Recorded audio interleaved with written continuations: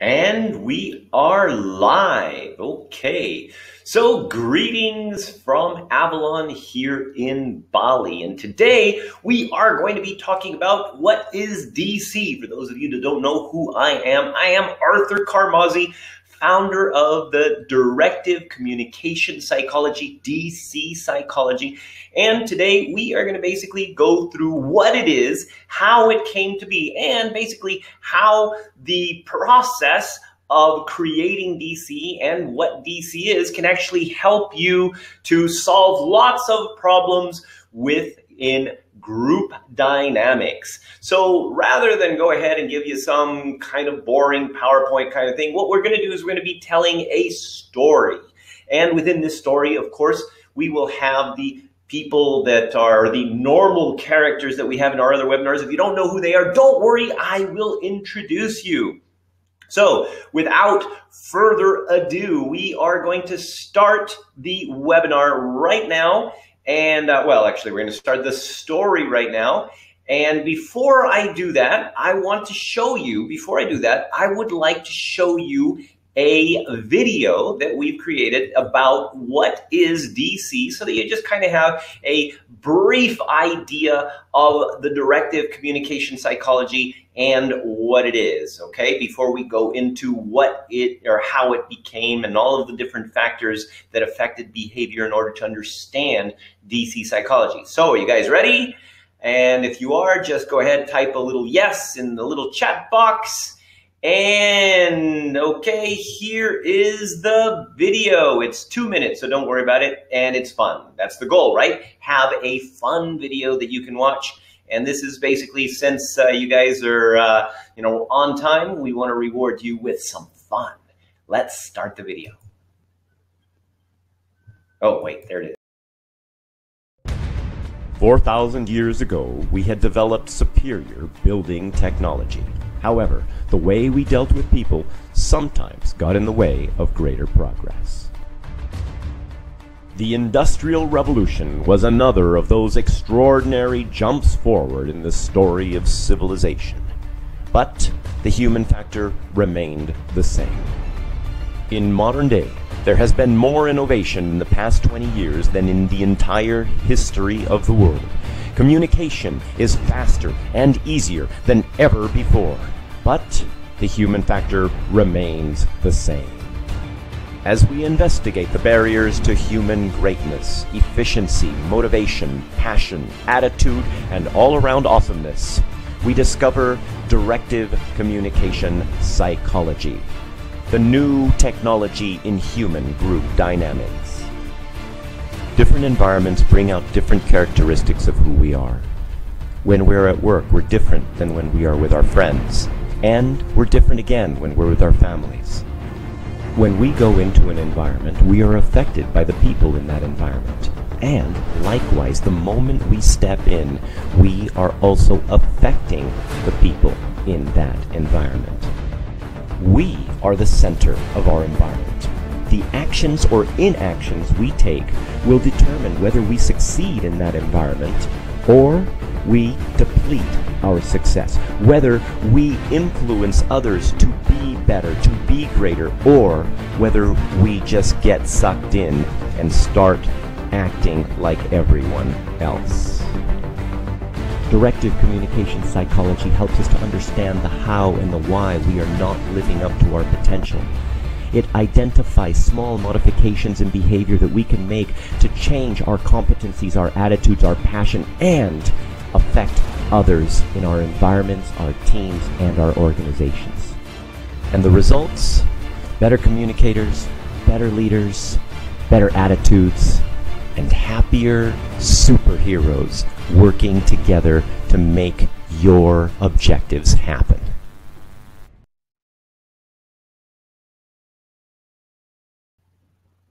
Okay, there we go. Was that fun? Dun, dun, dun. So now you are also going to be a DC superhero because you'll know what DC is, and hopefully you'll be able to get some cool ideas that you'll be able to apply directly into whatever it is that you're doing, whether you are a manager that is managing and making people to be super performers, or whether you are a trainer who is, well, basically helping people to be super performers. Okay, so either way, you are going to get some ideas and some more awarenesses of what are some of the factors that create the foundational science of group dynamics. So let's go ahead, and I'm going to share my screen with you, and we're going to look at this little story back here, and then we're going to go in, tell.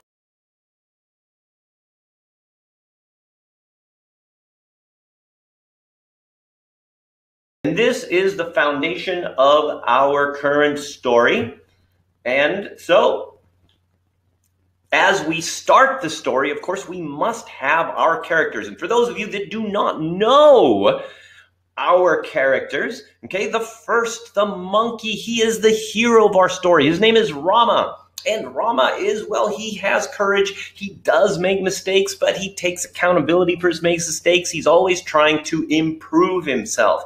And then, of course, we have Mary. And Mary, well, she's extremely intelligent. Unfortunately, Mary lacks courage. And therefore, Mary also doesn't really like conflict. And therefore, even though she has some brilliant ideas, she usually keeps quiet and just kind of waits for people to tell her what to do. And then, of course, we have Jack, the villain of our story. And Jack is essentially a lizard, and as lizards go, he does react to situations in, well, basically in a reactive lizard kind of way, which also causes even more problems and lots of dissatisfaction within the group itself. So, as our heroes go on their journey, they're going to go to the Directive Communication Psychology Lab. Okay, so what is Directive Communication Psychology? It's the new training system for creating easier and sustainable, very key word here, sustainable behavior modification.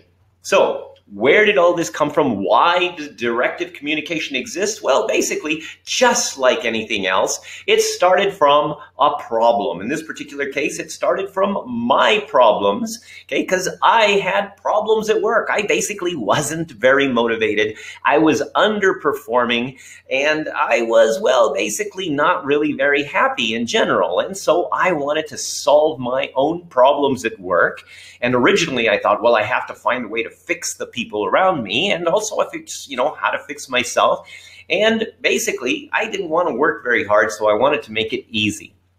So what ended up happening is I discovered some very interesting things, which I will share with you in a little bit as we move forward. And so, as our heroes move on, they see a project. Now, I'm sure that you've probably been involved in lots of projects, and here's the thing, okay? When you're involved in projects, you can see these people, and you know that there are people over there that are basically just making your life difficult, and you're thinking, oh my gosh, why am I around these kinds of people? Why can't they just be like this?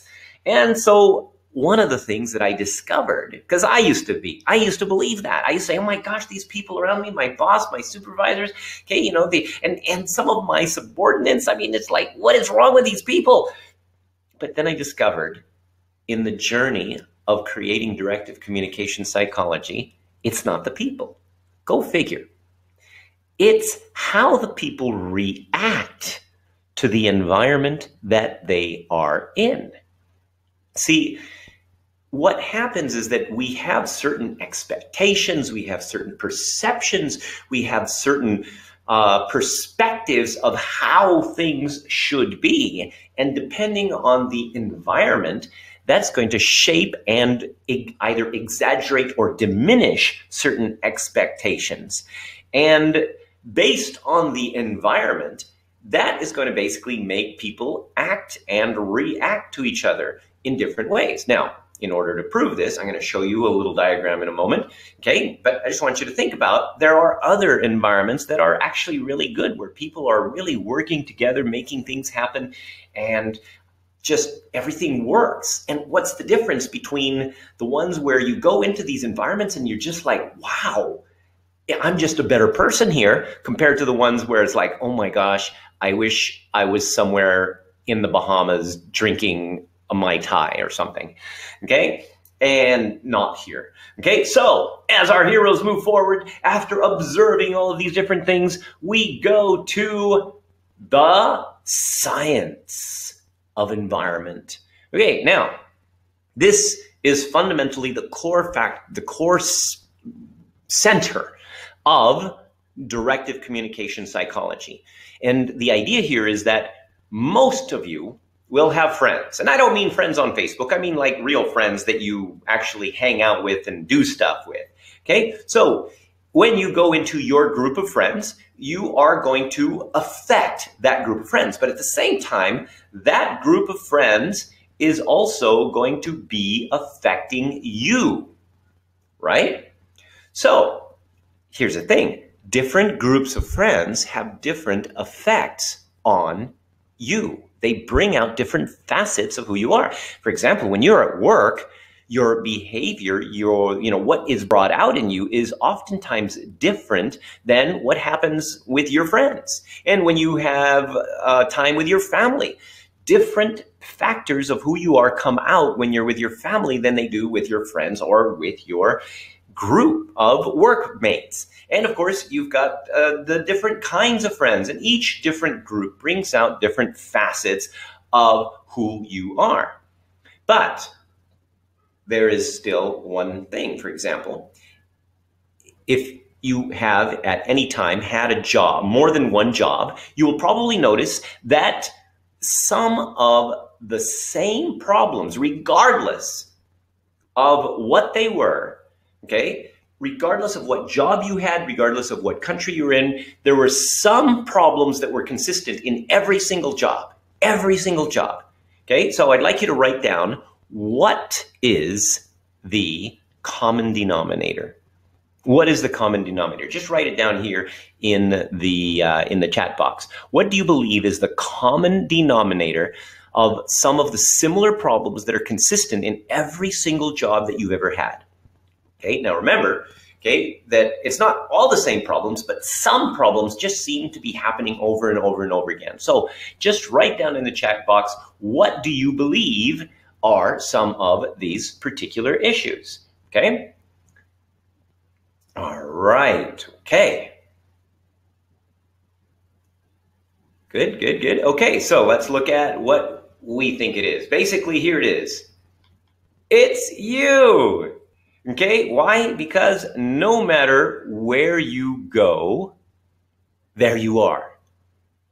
No matter where you go, there you are. See, you are the person who reacts to the people around you. And then those people react to your reactions. And then you react back to their reactions about you. And the problems are perpetuated consistently. Now, this does not only happen at work, it also happens in your relationships. So, if there are certain problems that happen consistently and over and over and over again in your life, regardless of where they are, where do you start? Well, basically, it is how you react to other people, which causes them to react to your reactions. And then, of course, you react to their reactions, and the cycle continues all over again. So, directive communication psychology helps you to understand where all this stuff comes from and basically how you can break the cycle so that you can take control. Well, and again, the fact that you are the one that is responsible for these consistent problems is actually the good news. Why? Because you're in control. If you make one, let's just say, for example, you go out with your friends and you just make one modification in your behavior, Okay, let's say that normally you're kind of like, you talk about your work when you go out with your friends, and you go out and you have coffee, and maybe you talk about family, and you talk about all kinds of stuff, and you're just kind of like this normal kind of energy kind of person. But let's say that you talk about all the same stuff, you go to the same places, everything is the exact same thing except one thing. Let's just say that suddenly you just have lots of extra energy, and you're like, whoa, you know, we did this, and we did this, and then this happened, and everything else. And so you've got all this extra energy now. Is that going to affect the group dynamics? Is that going to affect how people react to you? It is. It will affect their reactions.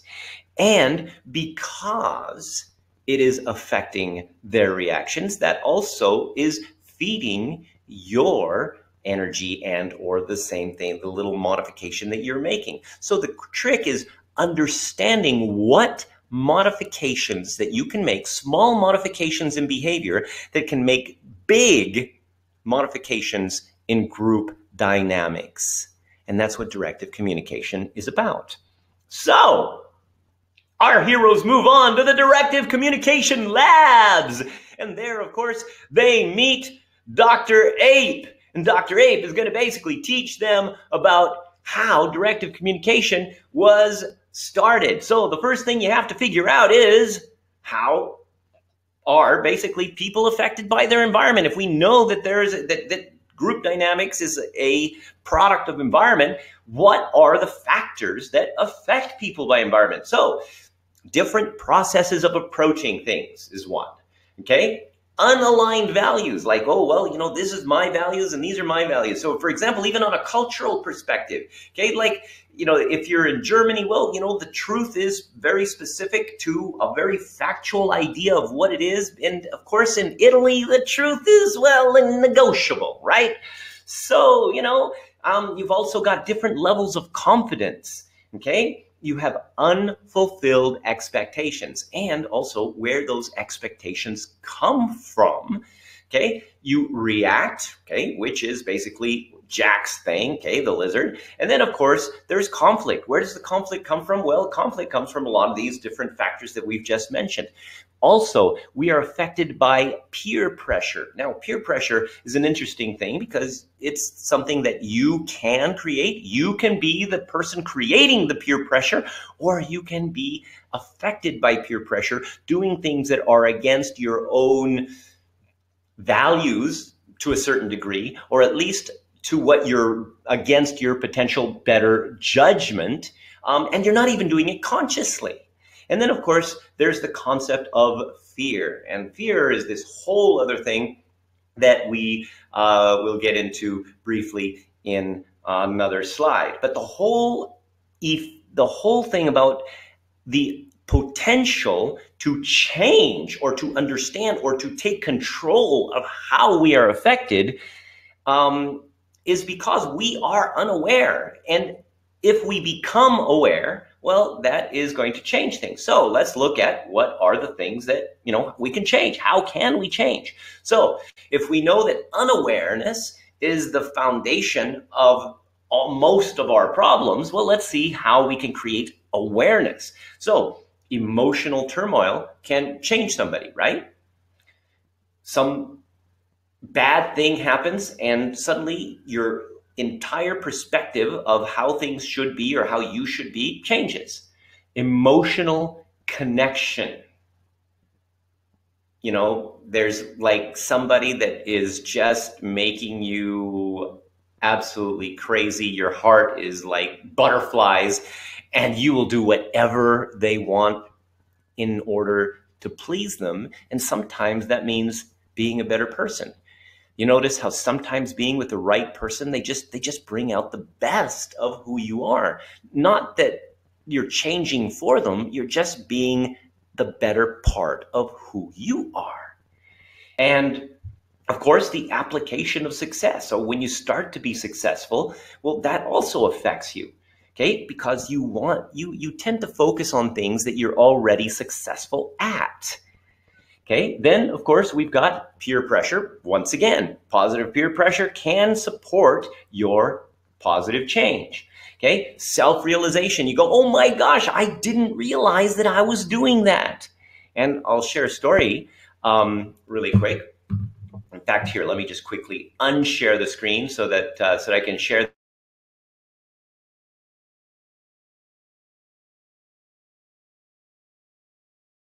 Let's just look at the idea of just a simple realization.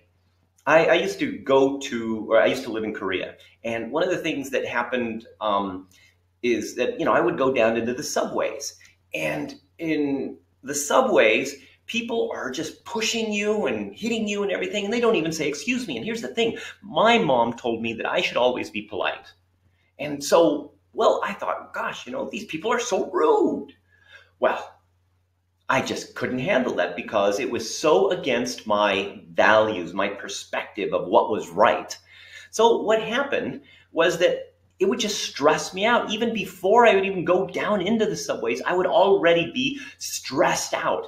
And so I would even fantasize about like having these leather jackets with spikes on them so that I could say, okay, come on now, hit me now. And I would just be stressed out. So even before I started my journey to my destination, I was already in a state that was going to set me up for failure. And then one day, I went to a different city. And in this different city, there's this little Korean lady that rushes out, brushes past me, and she says, oh, excuse me. Okay, well, not exactly like that, but she said, excuse me. Anyway, so I said, wow, yeah, no problem. Wow, this is just so great that people in Daejeon are so much more polite than people in Seoul. And she said, what do you mean? And I said, well, in Seoul, people just hit you and they just keep on walking and they're just so rude. And she said, oh, I think you don't understand Korean culture. And I'm looking like, what? And she said, in Seoul, everybody busy. They think you busy. They don't want to bother you with excuse me, not like Japanese. Okay, in Korea, we value your time. You go, we go. Everybody respect your time. That is polite for a Korean, respecting your time. And I'm like, my brain's kind of going like, ah. And it didn't really sink in at the moment, but it's just that simple awareness changed everything. I came back to Seoul. I got hit by the same kinds of people every time I would go into the subway. And the thing is, though, that now, even though it was the exact same situation, it didn't affect me in the same way. It affected, I started my journey in a very positive way. I'd still get hit and it's like, hey, no problem, excuse me. I'd still say, excuse me. But, I would keep on walking, and then I would arrive at my destination in a much better attitude to really solve my problem. So let's go back to the story.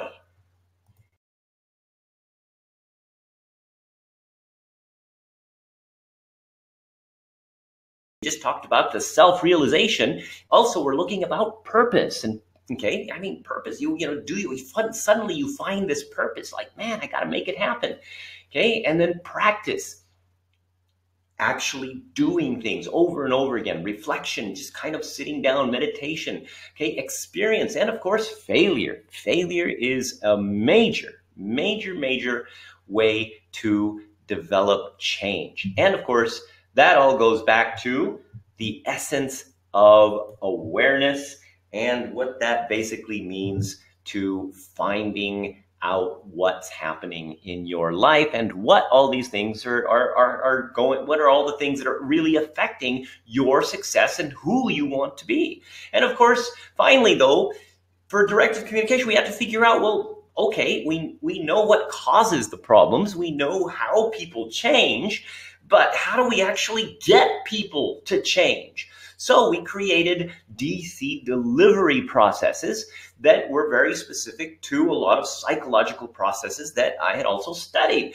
So we've got reflection, action processing, where you're basically playing games that are designed in order to, in some cases, help you to fail intelligently. and also, of course, to make realizations that you wouldn't have realized by simulating real events by certain kinds of games. And of course, cognitive thinking, actually thinking about it, okay? What we call color to brain processing, I'll go into that briefly, and hypnotic suggestions, and we use this throughout our directive communication processes through a variety of different elements that are incorporated, which of course the audience doesn't know, and the hypnotic suggestions, of course, are always, we don't tell people what to do. The hypnotic suggestions are to help people to do what they believe they need to do. Okay? So that's very important, because we don't try to manipulate people. We simply help people to achieve what they want to achieve. And of course, interactive discussions, alpha state introspection. We use music to kind of get you to kind of go into your subconscious. And of course, emotional introspection to kind of connect with your emotions on various factors of the person that you are and how you are affecting and being affected by people around you. And so all of that basically created all of the DC models. I'll just briefly kind of go into these, okay? We have, of course, the idea of focus and deletion, okay? That means that when you focus on one thing, you delete things that are outside of that thing that you're deleting, okay? We have the concept of the no lizard zone and no blame zone. No lizard basically means do not use the lizard part of your brain because, well, the lizards are not exactly known for being smart. And so we want to use the intelligent part of our brain. Then, of course, no blame. And we have a little bit of controversy sometimes with people with, thinking about no blame, because they say, well, people must be accountable. And we even have solutions for people to be more accountable, but at the same time still developing trust in groups where people can feel that they can achieve greater things in a positive process. Okay, then, of course, redirection through directive questions, which is also part of the hypnotic processes throughout the entire trainings that we do. There's the why people do things, which is the emotional drives models. There's the how people do things, which is the colored brain models. There's the culture change models, where we have 5 pillars of transformation, where we can literally change an organizational culture in less than 90 days to see very visible results. And you actually start seeing visible results within about 16 days.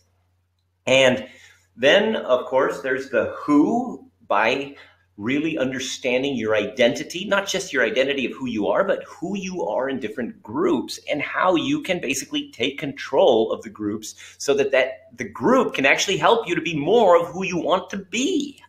And of course, postures, which is the mind-body connection, which affects mood. And of course, as Rama is looking through this, he also notices that in the corner there is the super suit of energy. Dun, dun, dun. And if he can get the super suit of energy by understanding directive communication processes, he is going to start his journey to being a superhero. So what are some of the other processes within directive communication that other people don't really use? Well, we've got proprietary tools and assessments. Okay, now some of these are only in directive communication. Nobody else uses them. Our tools and games and assessments are designed for very specific processes to help people to essentially understand and get an awareness of who they are and how they are being affected by groups and how they can affect groups in positive ways. These tools also support what is called stacked learning. See, oftentimes in training, what happens is that people will do a game. Wow, okay, cool game. But how does that relate to the previous game? And does it reinforce any of the previous learning from the previous game? So ours do, because they're designed that way. And of course, we've got the 5 levels of music, which affects the different levels of concentration in the brain and the different levels of energy that you can apply to learning, okay? And also internalizing. So we want to make sure that people remember stuff and get more reflective power out of the things that they're doing. Okay, and so we have the different 5 levels of music to support our trainers to do that. And of course, story-based training, like the one that we're doing a little bit today, okay? So every training actually has a story behind it. And of course, the 3 levels of inspiration, which is a process to take people to really understand their potential and how they can apply everything that they learn and how they can actually see their results in advance. And of course, evaluation boosters. So of course, I mean, there's also the side where you want to make sure that you get more return business, and evaluations are an important part of that. So we have processes to help trainers get better evaluations at the end through really helping people to feel like they have learned so much and they can apply so much, so that the evaluations are like, wow, this is more than I ever expected. And of course, subliminal upsells, important from the business side, because you want to make sure that you can get the return business, right? And more business of different kinds. And oftentimes, and you can't sell in a training, so you have these subliminal upsells, okay? And so, of course, we have sustainability props, basically things that the trainees take home with them that will help them to sustain and maintain what they've learned in the training, so that you actually get more, or the training manager or HR manager actually gets more ROI. They actually see people using what they've learned in the training, rather than saying, wow, that was really good training. Thanks. I don't remember what it was about exactly, but it was fun.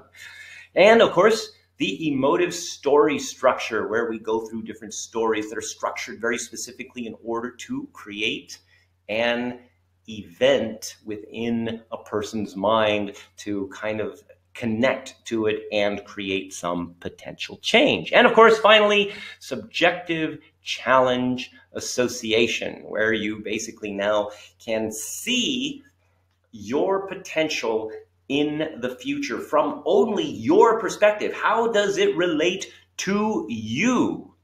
Okay, not, you know, what does that what's it going to do for you? What do I get out of it as a trainee? Okay, and so with this, of course, Rama gets the super suit of energy. Dun dun dun. And he decides to celebrate by going to the concert.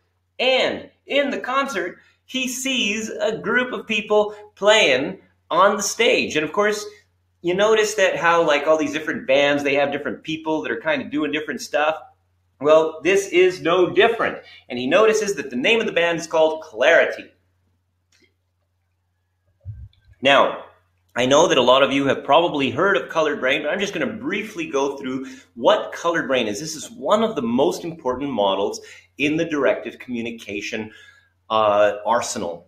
Why? Because everything is filtered through colored brain. I want you to think about this, okay? People have a brain. Now, you have 5 senses, and all of this information that you are pulling in is basically sensory information. Vision, auditory, feelings, smell, taste, all of this stuff. It's just a sensation. So your brain has to make sense of this. And this process is called ambiguity relief. The process of changing or of taking information and processing it into something meaningful is called ambiguity relief. Now, that basically means that in order to get clarity, you have to know your ambiguity relief process. Now, here's the thing. We believe oftentimes, and this is where a lot of our problems come from, is that we believe that ambiguity relief is the same for everybody, but it's not. There are genetic foundations that make ambiguity relief different for different people. Okay?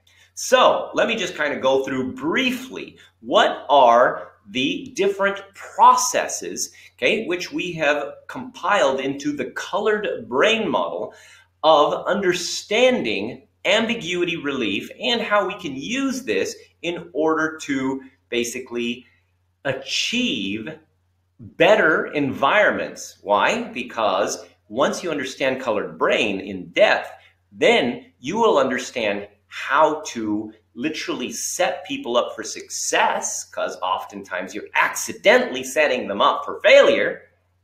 And you will also understand how to manage your own expectations so that instead of being the lizard, you can be the hero. So let's just kind of go through briefly the different colored brain processes, which are the ambiguity relief processes in colored brain. Now, first of all, remember, this is not about personality. This is only about how your brain gets clarity. And of course, it's very important that to get clarity, because to understand clarity, because that also determines how you take action. Okay, so let's look at the green brain. So the green brain is chaotic processing. Now, chaotic processing basically means nothing is connected, all right? And that in order for a green brain to get clarity, they must take action to actually start putting things together. Because nothing is connected, they take action to connect things. Now, this also means that a lot of times they're misunderstood because sometimes they're seen as impulsive, and so there's a lot of different factors that affect how you are reacting to green brain people, depending on what color brain you are. But green brains, in order to get clarity, they need to take action.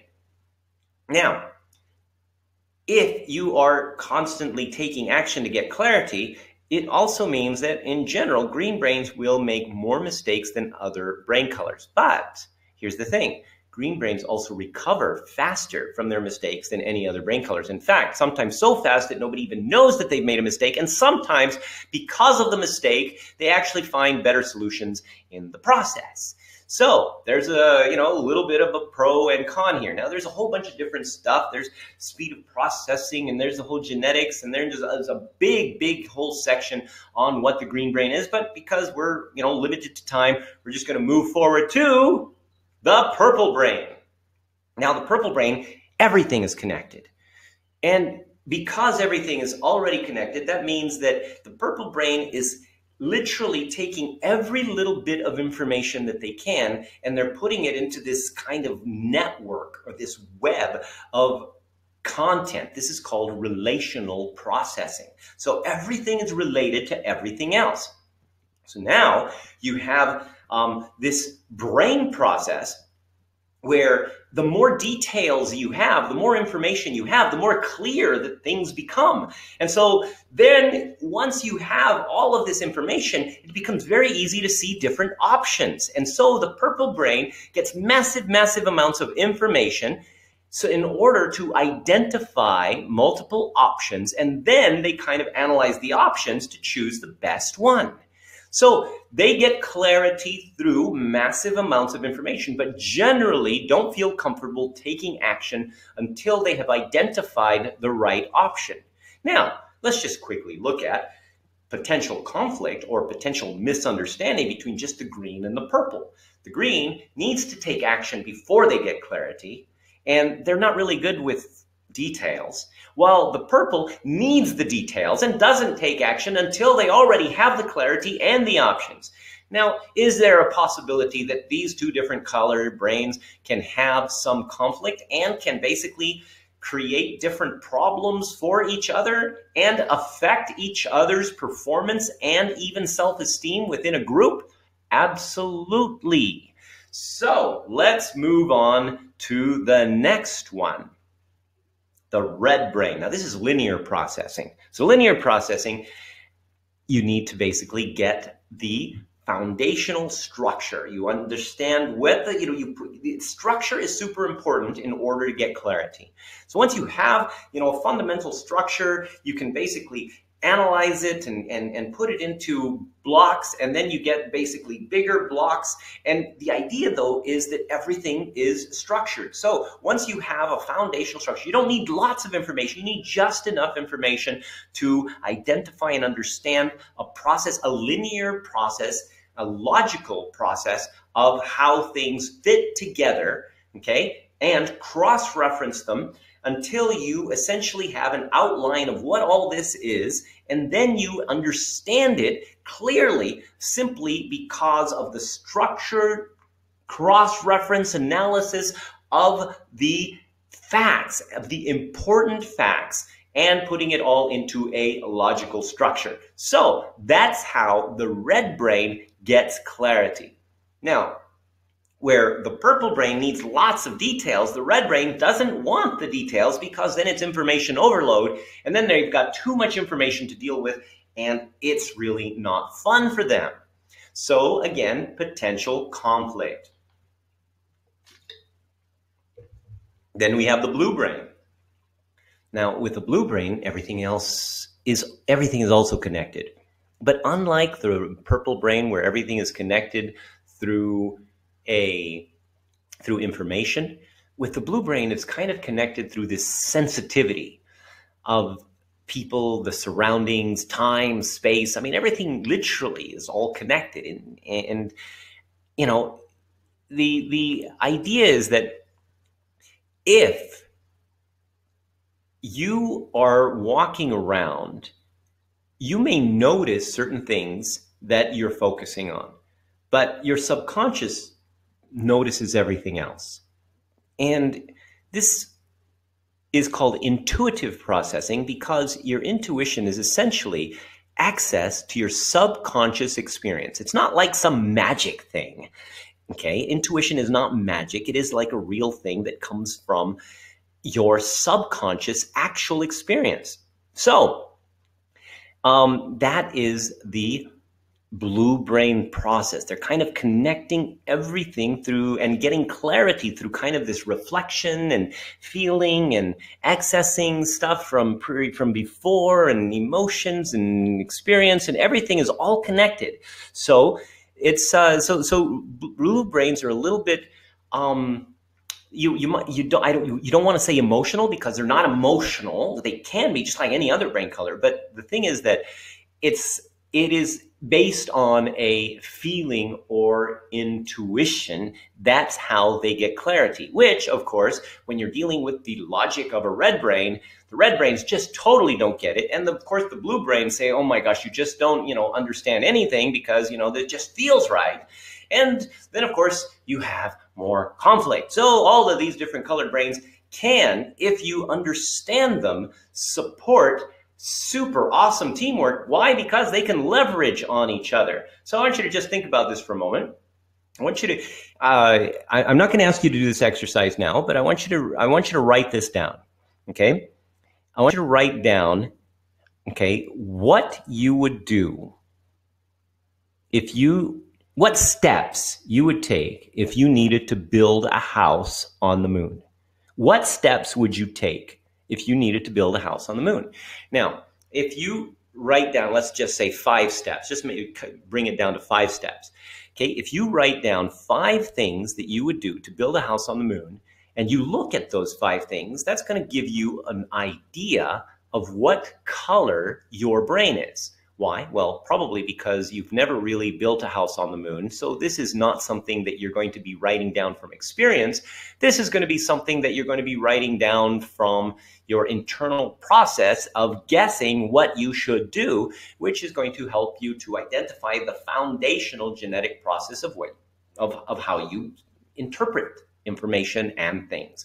So write down the 5 steps that you would do to build a house on the moon. Okay, and please write this down and keep this as an exercise. I want you to do this later after the webinar is over. Now, all of this, okay, if you want to be more persuasive, if you want to create an environment of cooperation, if you want to set up people for success instead of failure, and you want to get more cooperation, and you want to get more stuff done with less stress, well, basically, that's what colored brain does. Okay, so that model supports you to improve. Why do you need a house on the moon? Well, because I don't have an actual answer for that. But the but the idea is that you would have to have that if you write down 5 reasons of how to build a house on the moon, or 5 steps, that's going to give you an insight into your process. Okay. All right. Okay. Great, Sunil. Okay. So now the other half. See, colored brain is about process. It has nothing to do with what motivates you. It's your how, okay? But motivation is going to be your why.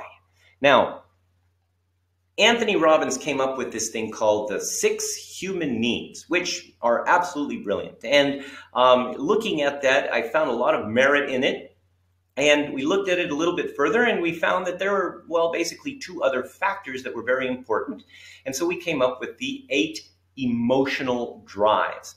Now, we also use this a little bit, well, okay, maybe a lot differently than Tony Robbins did, but the foundation is that there are 8 motivators that we all have.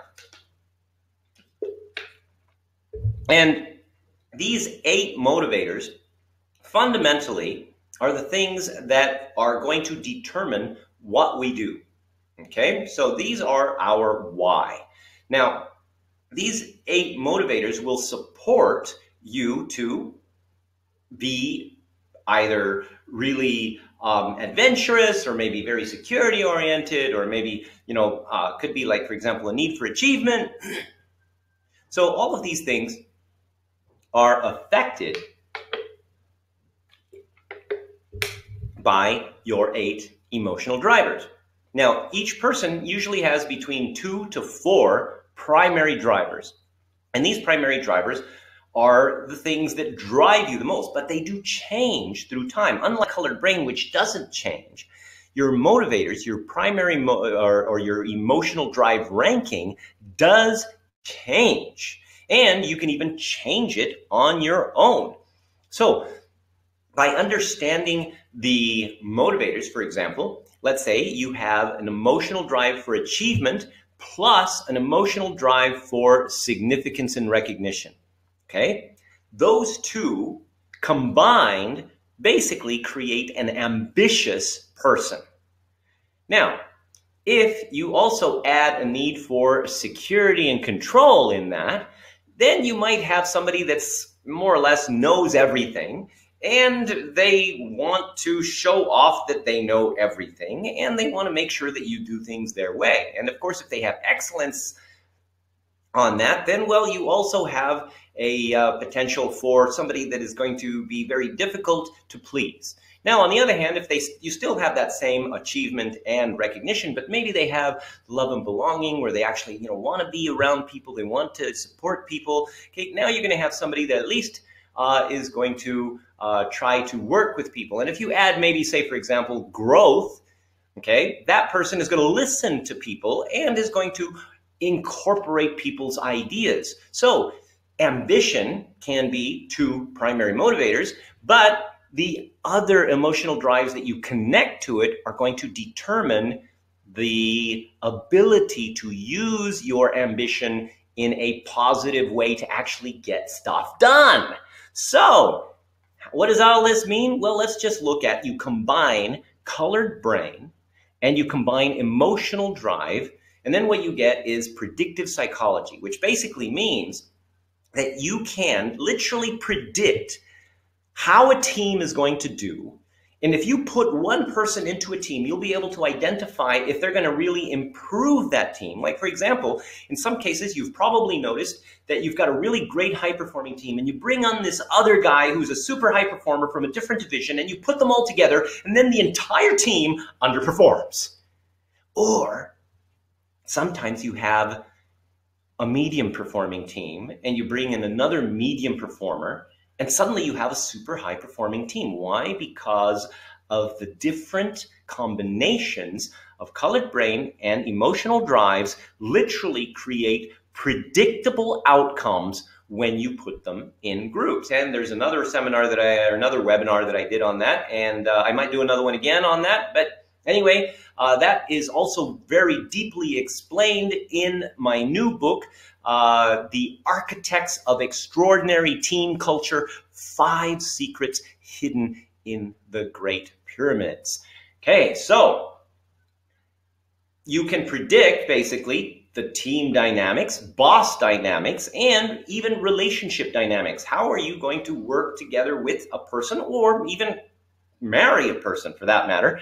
And of course, if you're looking for a boyfriend or girlfriend, hey, this is the perfect thing to do in the first date, you know, conversation where you can really identify and predict, is this person going to really gonna be, you know, bring the best out of me, or are they just going to make my life miserable before you waste any more time? So, and if you're already married and it didn't quite work out, well, next time. So anyway, if you want to create and nurture perfect teams, if you want to create self-motivating environments, know how to improve, to move people to action, and of course, create environments that support higher quality of life and productivity, then emotional drives, and of course, combined with colored brain, is going to help you to do that. And so now Rama gets the super glasses of clarity. Dun, dun, dun. And of course, now he's got his eye on the cape of flight. Dun, dun, dun. And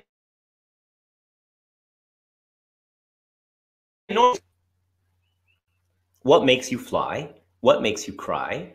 What makes you buy? Now think about this, okay? You've got emotional drive, you've got focus, okay? And basically, here's the thing. You've got this fundamental thing that if you already have decided that you want something, you will justify it. The same thing when it comes to people. When you believe that a person is already in a certain way, you start to justify it.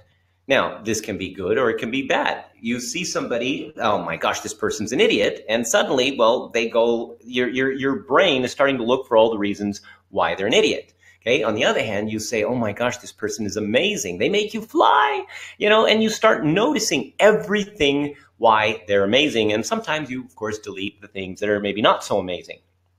So what makes you cry? Same thing, looking at the negative sides. And sometimes that's all you're looking for is the negative sides. But here's the thing. Colored brain is the thing that everything is filtered through. Okay, so let's say, for example, even if you're going to buy something, okay, advertising messages cater to different colored brains. So if you're going to be connecting with people to get them to fly rather than cry, to get them to buy rather than go somewhere else, your messages need to connect with their motivators in order to get them to start focusing on the things that basically are going to support their success in the way that they want it. And of course, to basically get people to connect with whatever it is that you're selling, so on their mental or brain language, their colored brain language, okay? And when you are communicating to people, so how do people react around you when you are in a positive state, when you're in a negative state, and when you are in a state where you want to basically get things done? You're buying an idea, you're buying a product, you're buying whatever, okay? How do people react around you? What effect are you having on the people around you? Because understanding your effect on people also is going to help you to understand how you can modify the environment to connect with them in a more powerful way where you are in control. And so as we move forward, Rama got the cape of flight, dun, dun, dun. And now one of the main things that helps to create change in directive communication psychology is the language. The language. Now, here's the thing. Okay. Oh, hey, just by the way, if you are staying so far to this thing, at the end of this webinar, I am going to give you a free gift. Okay, so I didn't want to tell you that in the beginning because I want to at least wait until, well, actually we're almost done, but I wanted to just, we're going to be like about another 10 minutes or so. And then I'm going to give you a free gift. So please do stay tuned for that. Okay. And now I want to kind of give you the thing that directive communication psychology really has the power to change environments, and that is the language. See, colored brain, emotional drive, you know, the stuff that we're talking about, focus, all these different models have a specific language to them. And the thing is that, especially in Asia and the Middle East, where we do most of our work, people just don't talk about their feelings. And they don't talk about how they feel, or that you're frustrated, or that you're angry, or that you shouldn't do this, or that you're like that. I mean, people are really afraid to talk about their feelings. They don't want to tell people that they've been disrespected. They just go into themselves and become underachievers. And well, that's not very useful. It's not very useful for the person that's becoming an underachiever. And it's definitely not useful for the team managers, right? So here's the thing. By using a language that has what we call predefined meaning, then you're essentially able to connect with all these problems. For example, in the emotional drive section, which is like actually quite substantial, we have this thing called need sucking. Now, need sucking basically means that accidentally, people will take away one of your emotional drives. So let's say, for example, you have this need for achievement, so you want to get things finished, and somebody basically says, hey, you know what? Let Sally over here finish that project. And suddenly they have need sucked you. And, you know, without even realizing it, people are doing this all the time. But the thing is that by understanding the language and connecting with other people who also know the language, you can say, oh man, you just need sucked me. And it's like, oh, I didn't know that. So now you can actually correct the situation before it gets out of hand, before people start feeling bad, before people go internally and start just kind of bad-mouthing you in their brain, okay, and starting to focus on all of the things that are making you bad as a leader, as a team member, okay, and create a positive outcome for everybody involved.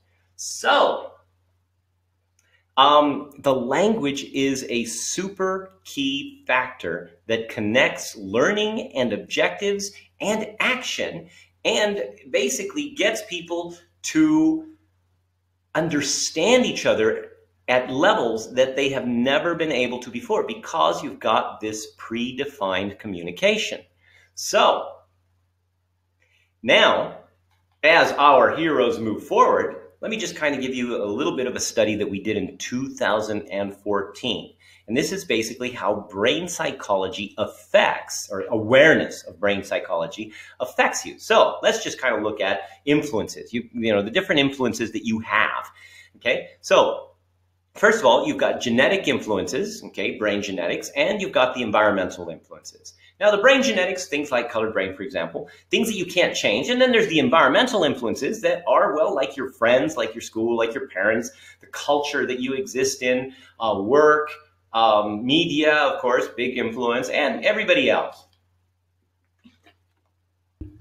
All that essentially creates your own personal reality, and then, of course, you apply that personal reality to other people. Now, if you are unaware, well, that creates some bigger problems. More conflict, more frustration, you know, basically just more problems and low motivation and a lot more stress. And stress, well, nobody wants to be stressed.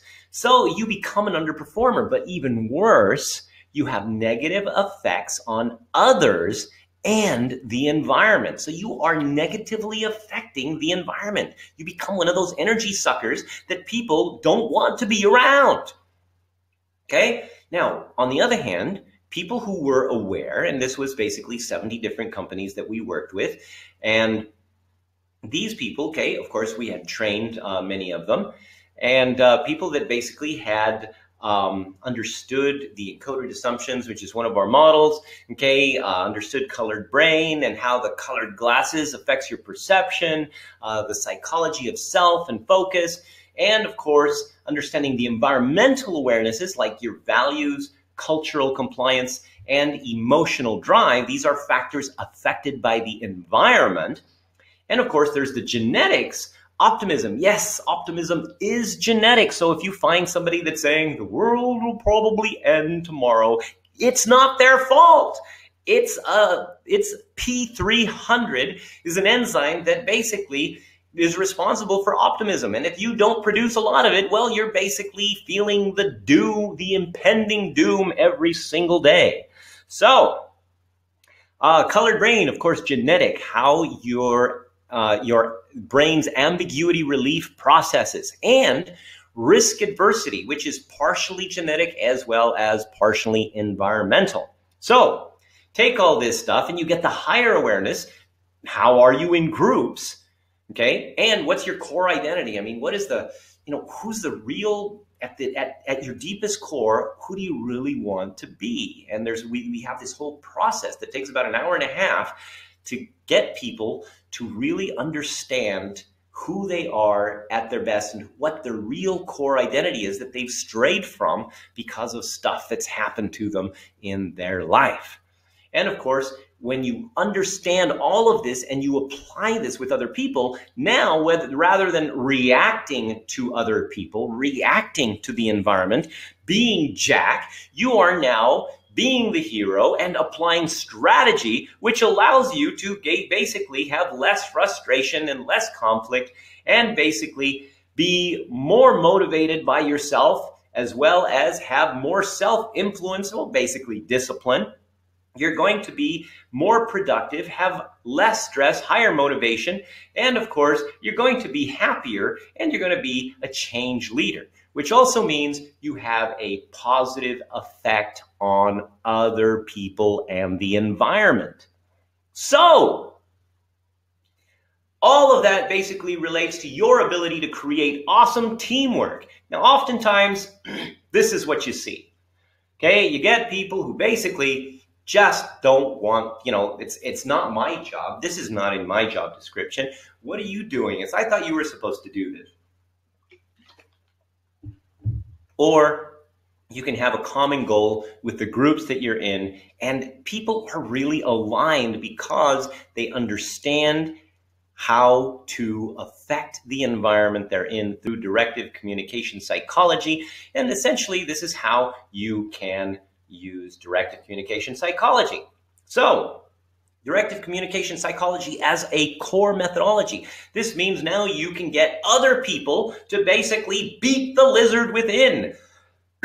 Rather than being all by yourself, now you have the power of multiplication to support killing your own internal lizard.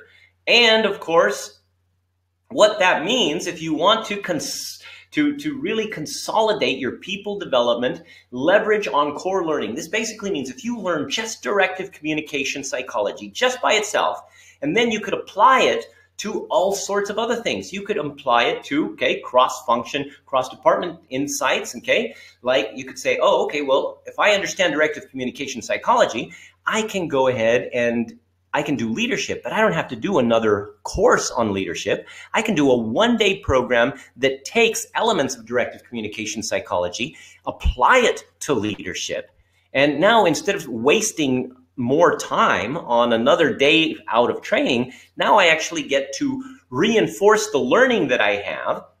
And if other people in other departments also learn the same stuff, well, now they also understand it too. And now I can also go for customer service, maybe one day applying the same principles of group dynamics that I've already learned. So now I don't have to relearn it. I just have to remember what I was taught, which reinforces the learning, which basically means now I have more internalization of the core learning, which gives me more competence in everything else, every other application, whether it be leadership, project management, customer service, negotiation, any soft skill that deals with other people requires less time to master, because you're constantly reinforcing and referencing the core methodology, which basically shows more ROI and training results, gives more tangible value for the same training, and it affects organizational culture. Why? Because you've got everybody that's speaking the same language,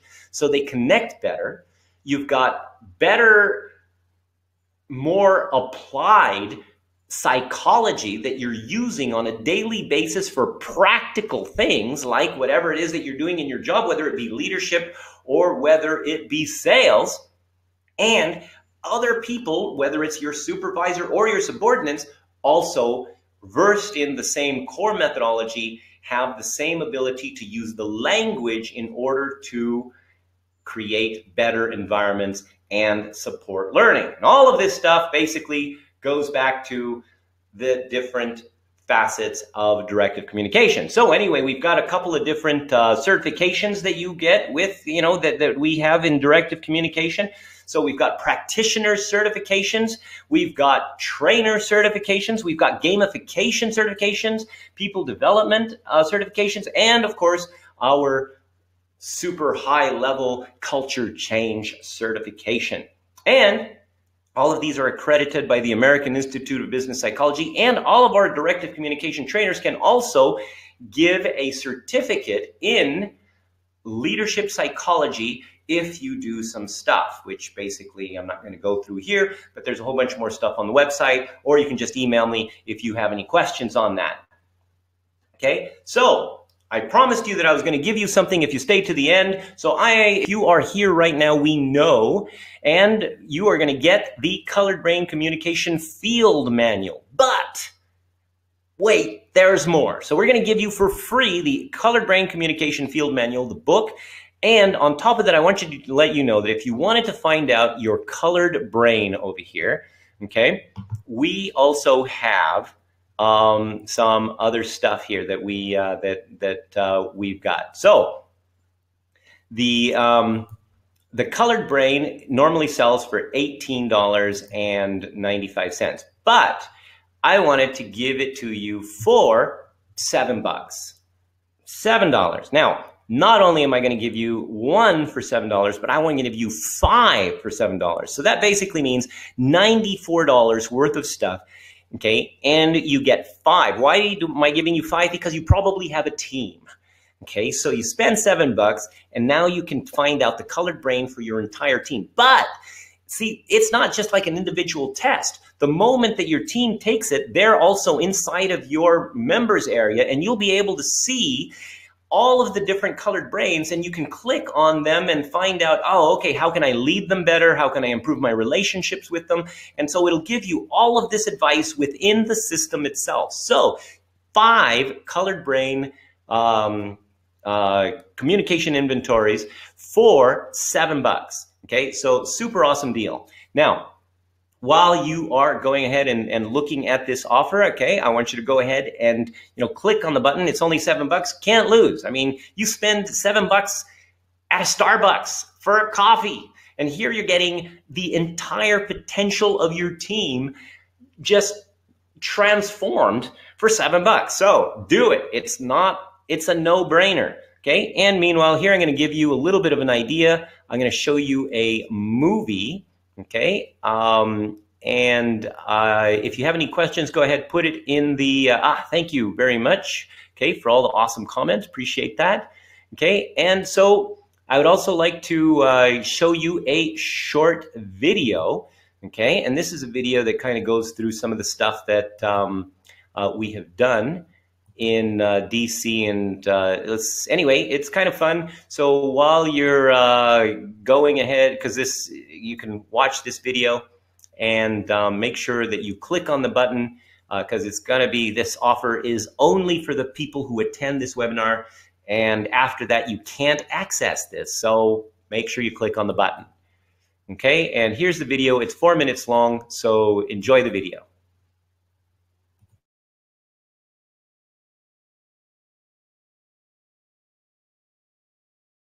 Hi, this is Arthur Carmazzi, best-selling author and currently ranked as one of the world's top 10 thought leaders in leadership and organizational culture. and I would like to share with you some memories about some of our programs and results that we've achieved.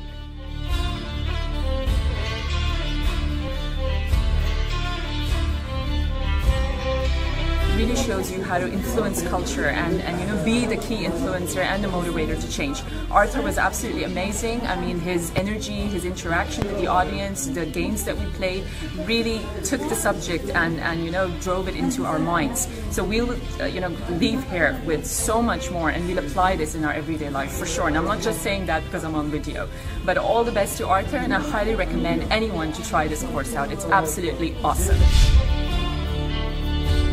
The process is very successful and the result is visible. It's visible. I believe Mr. Arthur and his teams will still lead us to make a great successful. I would just like to say how much I commend the course, the direction and leadership skills that's developed within me, and the opportunity for us to take those learnings and to improve our company's culture in what we believe will be a relatively short period of time.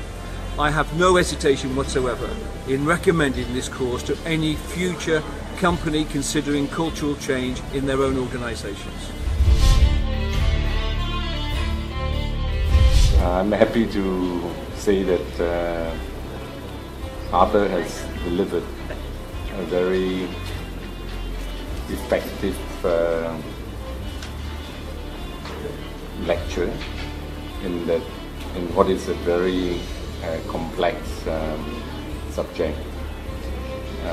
In this, personally speaking, I have enjoyed, not only enjoyed but have benefited, because it is an area that most managers seldom dwell into, but yet it is so important in the organization, especially in terms of an effective management team. I think this is yet another way where managers can help their subordinates, and also for the first time, hopefully, people can also see how subordinates can help their bosses. So in that respect, I think it is something I have also personally benefited from.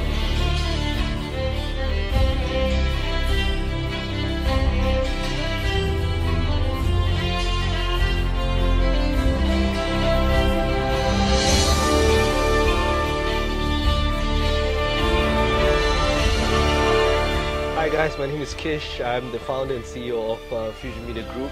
Excited to be here. The DC Psychology certification is something that I'm going to take, and I'm going to use it to not just expand my business and create synergy with my team and organization back in Malaysia, but I'm definitely going to use it to help inspire people, to help them achieve their dreams and discover things not just about themselves but their business in a total different perspective. Fantastic! I am totally excited, and this has been something that was out of my mind. Yeah, it has totally lifted me up, and if I was you, I would definitely suggest for you to check out the DC Psychology certification program. Do you feel like you have more power?